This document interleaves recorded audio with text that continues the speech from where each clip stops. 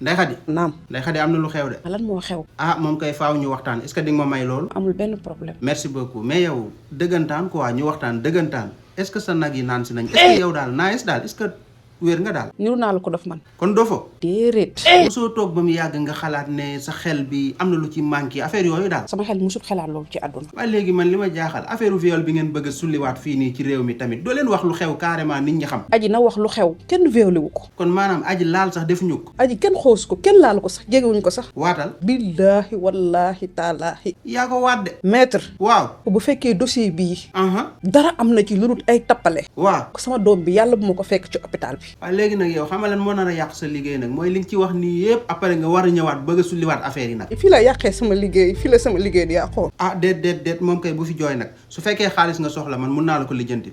waaw mun naa ko lijjanti de ñaata nga soxla. 15 millions. 15 millions ah 15 millions de bariwul moom. alhamdulilah xaaral ma dem sangu. foo sangu jëm man 15 millions bariwul laa la wax de mais man yoruma 15 millions demal ci waa Pastef ñu jàppale la. man waa Pastef dañ ma jàppale su lu bëri. Ndeye Khady man maa ngi dem damaa bëgg nga laaj sa bopp Ndeye Khady li nga dugg nii lan la. Ndeye Khady li nga dugg sax xamoo ko.